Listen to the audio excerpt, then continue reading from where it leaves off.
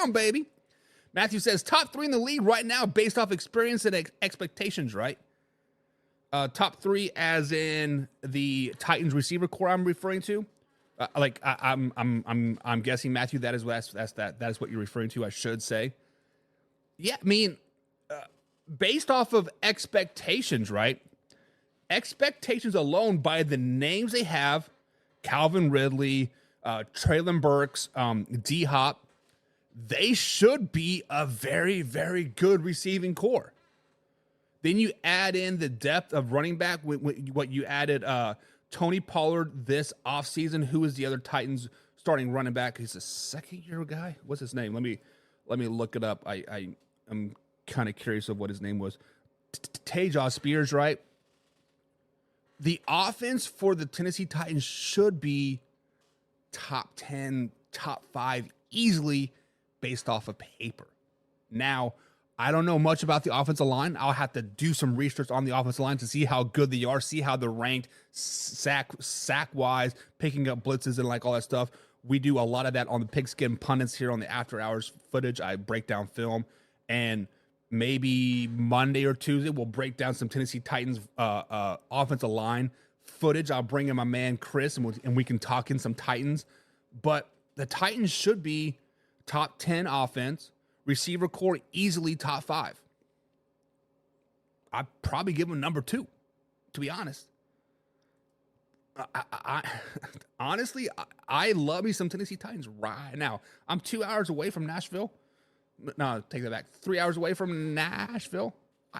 I'm probably going to go to 2, 3, 4, 5 Titan games this season. I think with this talk, we have to say who has the best QB as well fits the wideouts. So, I don't know how much you guys have watched Will Levis in college. I got an opportunity to watch Will Levis at least, 9 games. Saw him in person versus Louisville a couple times. And Will Levis is a person much like Gardner Minshew. People like him. For whatever reason, people gravitate towards Will Levis. Now he is single now. He broke up with his TikTok dancing star girlfriend. Now, Will Levis is all focused about football. No more getting the punani from the filter face queen over there. He has to put up or shut up, right? If Will Levis wants to get him some ladies, he's better be throwing the ball to Calvin Ridley a hell of a lot of times. But I think Will Levis's big, strong arm, he can push the ball down the field very, very. I believe it was at the combine. He threw like 80 miles an hour, something crazy, right? He can push the ball down the field. Let Calvin Ridley run. Let D-Hop run. Let Treylon Brooks run underneath. I do like C.J. Stroud. I think C.J. Stroud's probably another up-and-coming great quarterback in the NFL. Top 5 easily, right? But Will Levis is, when we give our pre-rankings, quarterback rankings moving forward, I bet you Will Levis is probably a top 15, pushing top 10 quarterback. I love me some Will Levis. Casey Morgan's in the chat. What's up, Casey? Good morning. He says, Case Chiefs proved last year doesn't matter if you have 1 or 2 number 1 receivers. They took out most of the top teams in the playoffs with a team with nothing but 3 and number 2 receivers. So here's the difference between the Chiefs and the rest of the NFL. Yes, the Kansas City Chiefs did win the Super Bowl without, quote, a number 1 receiver. But the Kansas City Chiefs had the best defense I have seen in a very, very long time.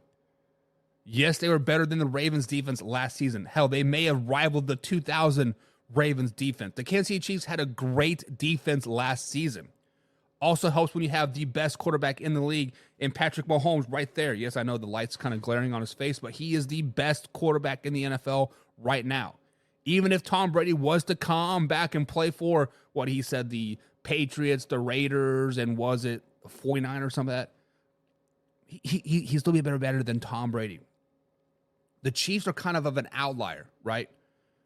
Every team needs that go-to guy. That is why the Kansas City Chiefs, honestly, KC struggled the middle part of the season, was because they didn't have that number one guy. They didn't have that go-to receiver. Right? When it's nut crunch time, when it's 3rd and 10, who are you going to? Who are you going to eyeball?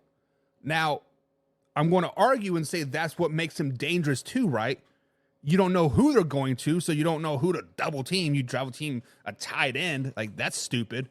But at the same time, you still need that big body receiver. You need a Calvin Ridley or a D-Hop or, hell, even an Odell Beckham Jr. I'm not a huge Odell Beckham Jr. fan by any stretch of the imagination, but you still need that name notoriety on your team saying, he is our guy. Rashid Rice for the Kansas City Chiefs was making his name saying, he's our guy. Now he might be on the longest yard team, the mean machine, but at the same time, he's still going to be our guy, right?